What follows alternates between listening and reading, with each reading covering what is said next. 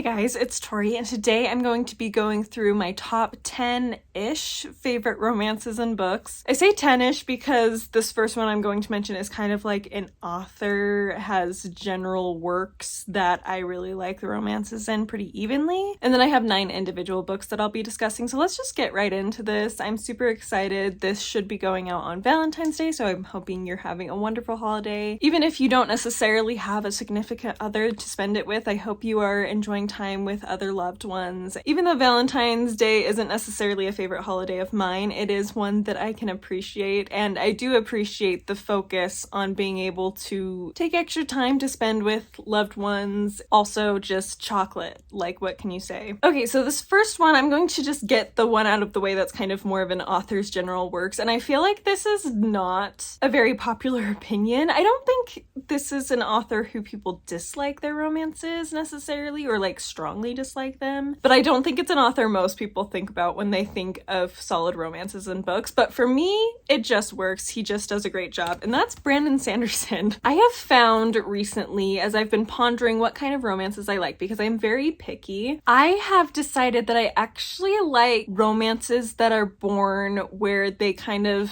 not quite friends to lovers, kind of more like the friendship and the romance sort of grow together. Maybe friendship blooms first, but not very long after the romance comes. Like, I don't always love where it's like a friendship where they grew up together and then they get to be adults and they decide they're romantically involved. That's not bad. I think it can be done well, but that doesn't usually draw me into a story. What I like is, like I said, where the friendship and the romance are developing kind of in tandem with each other, and I feel like Brandon Sanderson does that really well. Specifically, I have here Warbreaker, Elantris, and Mistborn, because these 3 are the ones that have the romances that I like the most, that I can remember. I do like some aspects in Stormlight Archive. Keep in mind, I've only read up through Oathbringer, so I don't know what happens in Rhythm of War with some of those relationships. But I just feel like Brandon Sanderson does a good job of having the romance be very much a side plot, but it's very sweet. These 2 people tend to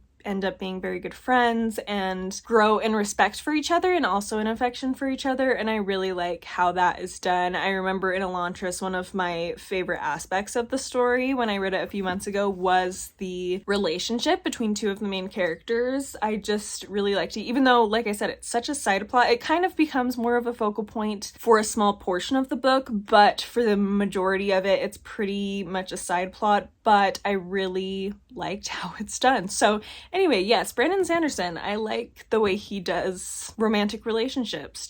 It just works for me. Up next, I have a Thomas Hardy, of course. There were several Hardy novels that I wanted to choose. Interestingly enough, I feel like Hardy has romances that it's hard for me to describe why I like them, because often they don't necessarily start all that great, but I like the way he plays with relationships and what relationships work and what's really important in a romantic relationship, in a marital relationship in particular, and so I like his exploration of that. And sometimes people end up with people you maybe don't want them to, but the way Hardy has them work it out is very interesting. So anyway, it was kind of hard for me to figure out which one to put on this list, because there are romances that I don't necessarily like for the romantic aspect, because maybe there's not really any, it's just for the relationship aspect. But one that I do really appreciate, a romance that I really appreciate, is that with Diggory Venn in The Return of the Native. I'm going to keep this list as spoiler-free as possible, so I'm just going to kind of mention main character names and that their relationship is what I like. So if you've read it, you'll know what I'm talking about. If you haven't, then hopefully I'm keeping it big enough that it doesn't spoil anything for you. But Diggory Venn ends up in a very sweet relationship in this, and it's kind of one of the only bright spots towards the end of this book. A lot of the other characters suffer a lot, but Diggory Venn ends up in a very good position with the person he loves, and it's really sweet and just a nice sweetness added to an overall kind of bitter ending. Of course, I couldn't make a list like this without including some Jane Austen, and so I decided to go with the main relationship that is in Emma by Jane Austen. I really love them together. I know a lot of people have issues with it. There is an age gap issue. Emma can be a difficult character to really like, and her love interest can also have some issues, but personally I think they end up balancing balancing each other out very well, and they get along very well, which I think is the most important part of any romantic relationship. So I love Emma. I love her romance. I also love the Westons. As a side note, I really like the Westons as a couple. So yes, this is my favorite Jane Austen for sure, and part of that has to do with the romances in it. Up next, we have one of my favorite books of all time, Little Women by Louisa May Alcott. I really like all three of the sisters' relationships that end up in romantic relationships. However, I think my favorite is Meg. I love her romance. It's very sweet, and I like that we get a little bit of information of the post-marriage part of their romance. Most romances you get up to the marriage and you don't really see much else, and I really appreciate the fact that we get to see more with her and her husband, and I just think they're really sweet. I really like them. I also love who Jo ends up with. I know a lot of people, that's a very controversial thing within Little Women, but I really like it. I like who Amy ends up with, but Meg is my favorite of the three main romances in this book. Up next is one that I don't know very many people who would probably even consider this one when thinking of their favorite romances, but I love it. This is a book I need to reread because there's so much I have forgotten. I remember some major details in the book, but there's a lot I don't remember, so I really want to reread it anyway. But one thing I do remember is this romance and how excited it made me when I was listening to the audiobook in my car, and that is Lady Carberry in The Way We Live Now by Anthony Trollope. I love her story, her subplot in this book. She's actually the first character we really get to meet in this book, which is very interesting because a lot of the rest of the book is focused on a lot of other characters. She's very much a side character, but I just love her romance. She is an older woman who I believe is a widow, and things just happen for her, and I just love it. I absolutely adore it. I remember freaking out towards the end of this when things finally came together, and I was like, yes, I love it so much.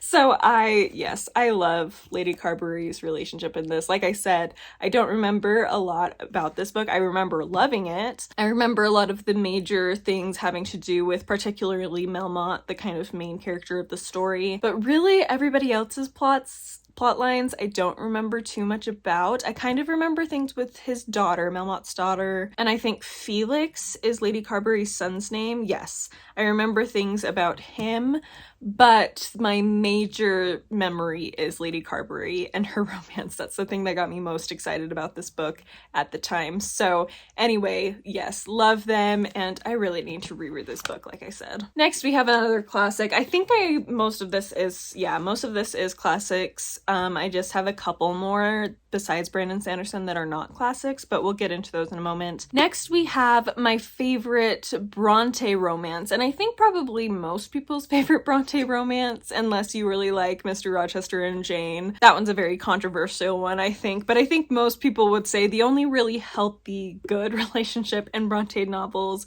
is that of Agnes Grey by Anne Brontë. I love this book so much, and a lot of that has to do with Anne's writing style. I love her writing style. It's very honest and straightforward in a way that helps you feel very connected to her as an author. At least it does for me. I also love Agnes Grey as a character, but ultimately my favorite thing about this book is the romance. I love Agnes's romance and the build-up. It's just so realistic, like this crush that she has that she's not sure whether he'll notice her, and she's trying to tell herself like it's not a big deal, like I don't really care that much, but really she does. And I just love the honest interpretation of a young romance like this, and so yeah, I really love it. They're very sweet together. All right, let's finish off the classics just because, I don't know, that makes sense in my head. So next we have two Dickens novels. If you've been watching me for a while, you can probably guess which ones they are, but I love the romances in them so much. So first of all, I have here David Copperfield. I love David's ultimate relationship that he ends up in. I was rooting for it for a large chunk of this and kept thinking, David, you're being an idiot,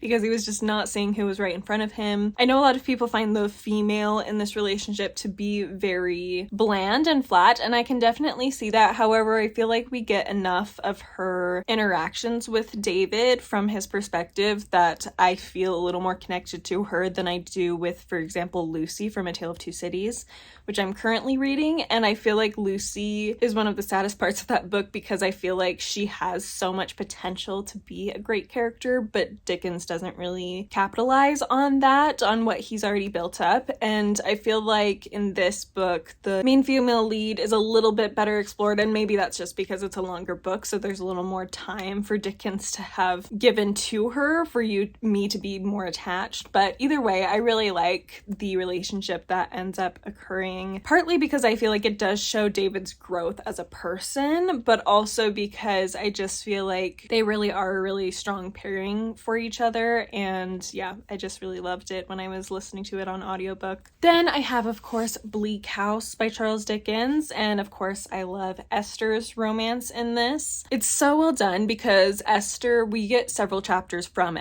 Esther's perspective, so as if she's writing her own story. And there's several times in the beginning where she'll mention meeting a surgeon, but be like, oh, but we don't need to talk about him, and things like that, in a way that you're like, you know that she's interested in this guy very early on, but she doesn't want to talk about it. And so that tension buildup is so wonderfully done. And by the end, the ending with how all of it works out is so sweet. I absolutely love it. If I were to choose between this and David Copperfield on as far as the romance went, I'd probably choose this one over David Copperfield because I think the fact that we get it from Esther's perspective makes it more impactful on me, but I still love David Copperfield too. But yes, I absolutely love Esther's romance in this. Next, we have a childhood favorite, and similar to Little Women, it has multiple romances that I love, and that is Entwined by Heather Dixon. So the main romance is sweet. I really enjoy it. But this is a retelling of The 12 Dancing Princesses, and two of the other sisters, so the three eldest, are kind of the main focus of the story. The oldest is very much the focus. It's primarily from her perspective, but the second and third oldest also get some page time, and they end up with romances as well, and they're so cute. Like, the way this book ends,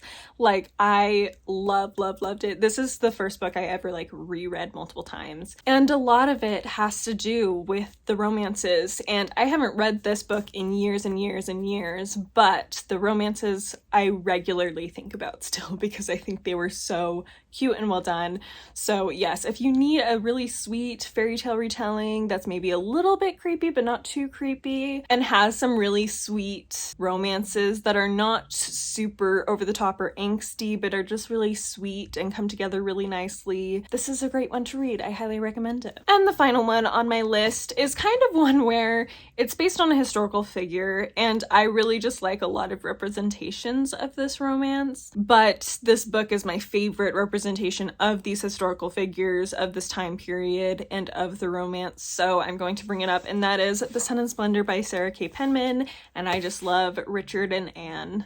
They're just so sweet. They grew up together and they've always kind of been expected to marry, and so there's this kind of feeling that they just made themselves fall in love with each other, but not in a way where they're forcing it the whole time. It's in a way where it just naturally came because they were preparing themselves for probably getting married in the future. And I really like how that showcases that you can work with almost anyone as long as you're both willing to try to make it work, and that love is in a lot of ways a choice. There's obviously an aspect to love that's very instinctive and chemical, and that does come into play, and it should, but ultimately the choice to fully love someone in a very healthy and committed way is up to you. And I feel like this really shows that very well. They're very sweet together, and the ending really with their relationship is really heartbreaking, and it's shown to be very heartbreaking in this. So anyway, I love it so much, and those are my favorite romances in literature. Let me know down below what your favorite romances in literature are, as I would love to know, particularly if they're romances that in books that I have not read yet, so that I can put them on my radar. Let me know what you think of my list, because I know I have a few kind of odd choices in my list, but what can I say? I just really like the more side plot, sweet romances that feel much more natural and realistic than any of the angsty ones. Although, don't get me wrong, the angsty romances are wonderful to read. Like, the experience of reading an angsty romance is wonderful. They're just not the romances that really stick with me quite as much. So anyway, hope you're having a wonderful Valentine's Day, and I will see you next time. Bye!